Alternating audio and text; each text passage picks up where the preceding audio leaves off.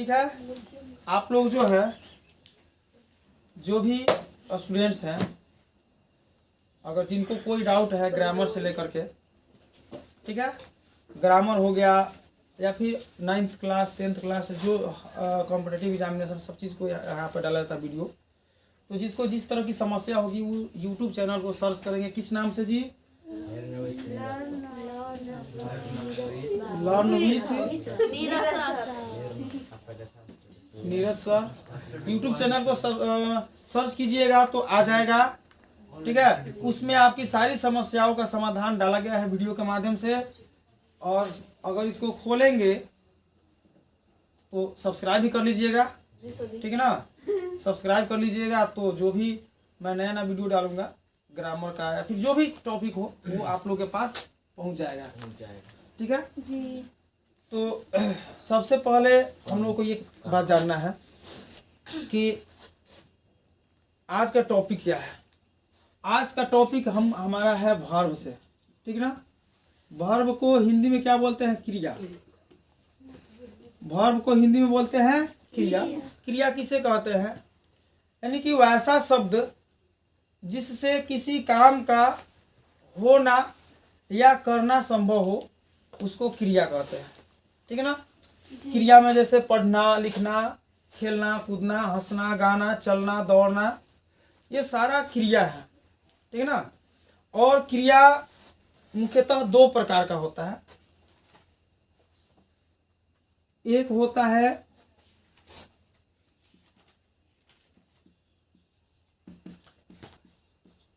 Main verb, एक होता है हेल्पिंग वर्ब, ठीक है। हेल्पिंग वर्ब मतलब सहायक क्रिया, और मेन वर्ब मतलब मुख्य क्रिया, ठीक है। हेल्पिंग वर्ब को एक और नाम से जानते हैं,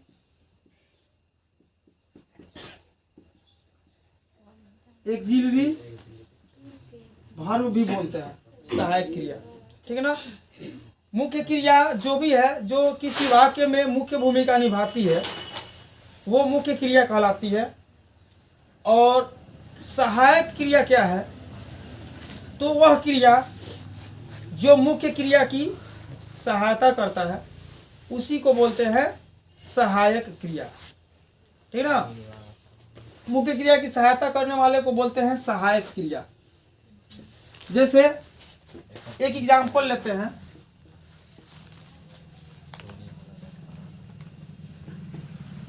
राम किताब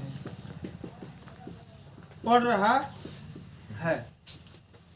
तो इसमें राम क्या है? राम सब्जेक्ट है जिसको कर्ता बोलते हैं, किताब ऑब्जेक्ट है जिसको कर्म बोलते हैं, पढ़ना मुख्य क्रिया है, और यहाँ पे एक शब्द दिया है, इसी है को बोलते हैं सहायक क्रिया, ठीक है ना। यही है सहायक क्रिया। और इस सहायक क्रिया से हमको समय का पता चलता है, टेंस का पता चलता है, ठीक ना। यहाँ पे राम किताब पढ़ रहा है लग गया, मतलब कि वो प्रेजेंट में है। राम किताब पढ़ रहा था लग जाता तो पास्ट टेंस हो जाता, मतलब कि ये सहायक क्रिया समय को भी बतलाता है, ठीक ना। और मुख्य क्रिया की सहायता भी करता है, समझ में आ रहा है। तो ये हुआ, जैसे अब इसको लिखेंगे, Ram is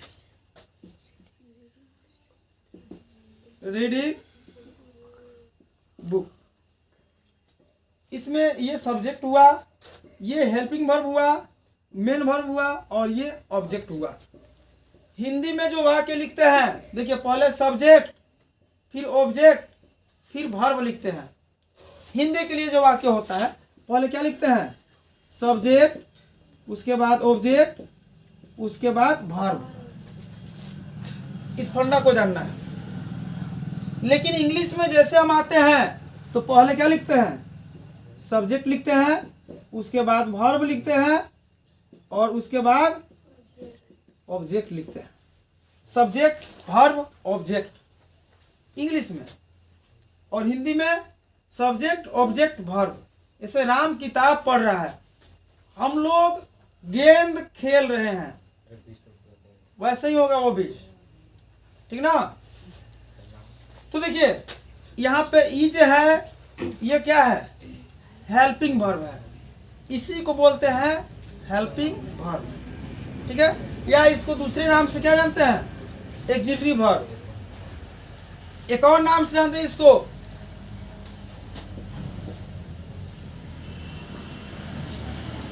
anomalous verb.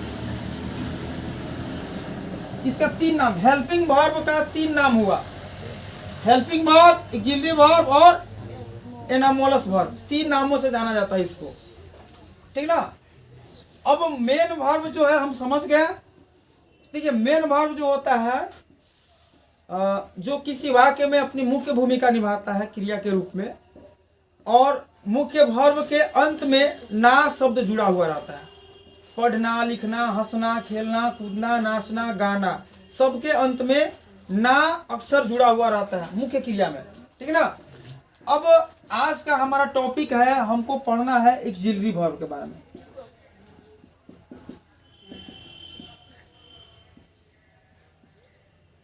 Axillary verb बोलिए, हेल्पिंग वर्ब बोलिए, एनामोलस वर्ब बोलिए, तीनों एक ही चीज होता है, तीनों में कोई अंतर नहीं है। एक ही चीज का तीनों क्या है? नाम है, ठीक है ना। किसी बच्चे का 2 नाम होता है कि नहीं? घर पे उसको किसी और नाम से बुलाते हैं, जब वो विद्यालय जाता है तो उसको किसी और नाम से बुलाते हैं, उसके मम्मी पापा प्रेम से उसको, प्यार से उसको कुछ और नाम से बुलाते हैं। तो वही चीज़ है यहाँ पर भी। एक्सिलरी वर्ब का भी 3 नाम है, हेल्पिंग वर्ब, एक्सिलरी वर्ब और एनामोलस वर्ब। अब देखिए एक्सिलरी वर्ब जो है ना, ये 2 तरह का होता है। एक्सिलरी वर्ब कितने तरह का होता है? 2 तरह का होता है। पहला है primary axillary verb, primary axillary verb, और दूसरा होता है मॉडल एक्सिलरी वर्ब, ठीक है ना।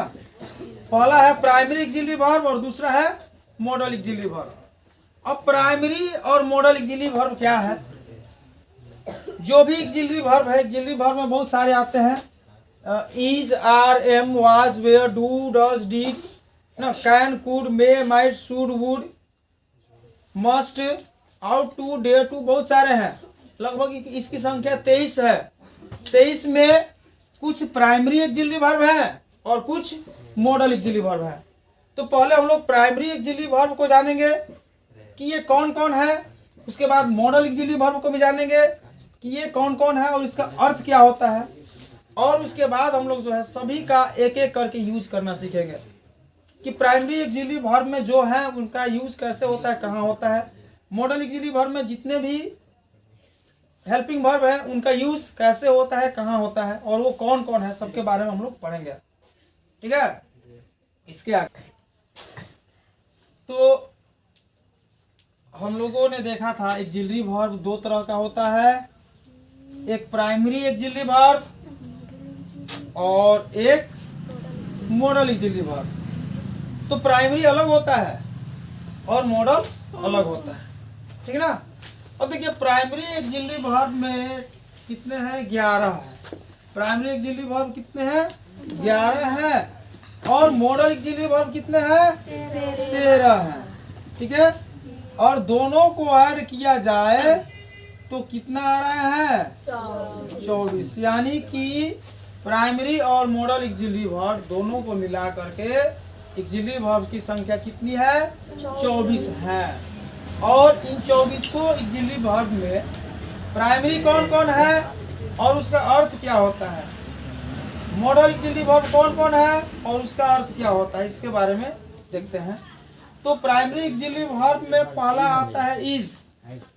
इज जो होता है, इज का मतलब होता है, ठीक ना। आर मतलब है, एम मतलब हूँ, डू मीन्स करना, डज मीन्स भी करना, हैज मीन्स के पास या रखना, दो चीज होता है। और हैव मीन्स भी के पास या रखना, ठीक ना। अब ध्यान दीजिए यहाँ पे, तो ये जो है ना, ये यहाँ से लेकर के यहाँ तक, इज से लेकर के हैव तक जितने भी ऑक्सिलरी वर्ब है, प्राइमरी ऑक्सिलरी वर्ब है, इसका प्रयोग जो होता है प्रेजेंट टेंस के साथ में होता है। 1 2 3 4 5 6 7 इनका प्रयोग हम लोग प्रेजेंट टेंस के साथ करते हैं, ठीक ना। उसके बाद आगे देखिए, वाज मीन्स था थी, वेयर मीन्स थे, डिड मीन्स किया, और हैड मीन्स के पास या रखा। ये जो है 4 पास्ट टेंस का है ये, ठीक ना। तो ये पास्ट टेंस में भी होता है। और बाकी देखिए, ये तो था हमारा प्राइमरी ऑक्सिलरी वर्ब, कितने थे 11। अब इधर आते हैं तो ये है हमारा मॉडल ऑक्सिलरी वर्ब। ये कौन कौन है, तो सबसे पहला मॉडल ऑक्सिलरी वर्ब है शैल, दूसरा है विल। ये शैल और विल मुख्यतः फ्यूचर टेंस में यूज होते हैं। फ्यूचर टेंस में शैल और विल सभी टेंसेस के साथ में प्रयोग होता है, ठीक ना। और शैल और विल दोनों का मतलब होता है गा गे गी, ठीक है। अगला है कैन और मे। कैन मीन्स भी सकना, और मे मीन्स भी होता है सकना, ठीक ना। अगला है, ठीक ना।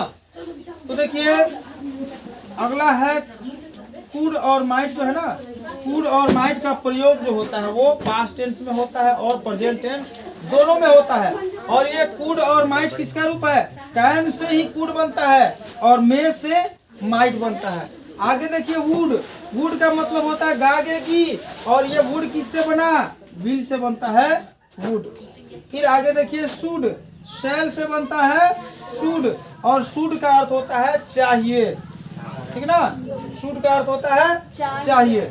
उसके बाद आउट टू, इसका भी मतलब होता है चाहिए, मतलब कि शुड और आउट टू। अब हमको कहाँ शुड लगाना है, कहाँ आउट टू लगाना है, ये चीज हम लोगों को सीखना है। कहाँ शैल, कहाँ विल, कहाँ कैन और कहाँ मे, कहाँ कुड, कहाँ माइट, कहाँ वुड, ये सारे चीजों को हम लोग को समझना है। फिर अगला देखिए मस्ट। मस्ट मीन्स होता है अवश्य चाहिए, मस्ट मीन्स अवश्य चाहिए। और नीड मीन्स होता है जरूरत, ठीक ना। नीड ये जो है जरूरत, ये एक मॉडल ऑक्सिलरी वर्ब है। डेयर टू मतलब हिम्मत, यह भी एक मॉडल ऑक्सिलरी वर्ब है। और ये है यूज्ड टू, यूज्ड टू मतलब पुरानी आदतों के बारे में जहाँ पे चर्चा किया जाता है वहाँ पे used to modal auxiliary verb का प्रयोग किया जाता है। इस तरह से ये 24 हमारे प्राइमरी और मॉडल ऑक्सिलरी वर्ब थे, और हमको इन सभी चीज़ों के बारे में एक एक करके पढ़ना है कि इज का प्रयोग। देखिए ये जीरो से इज का प्रयोग बेसिकली हर कोई जानता है, लेकिन हम लोगों को यही से सीखना है। इज के प्रयोग से सीखते सीखते यहाँ पे हैड तक पहुँचना है। सेल और विल के प्रयोग से सीखते सीखते हमको यूज टू तक पहुँचना है, यानी कि सबको हमको एक साथ पढ़ना है, ठीक है। तो सबको नोट कर लिया है।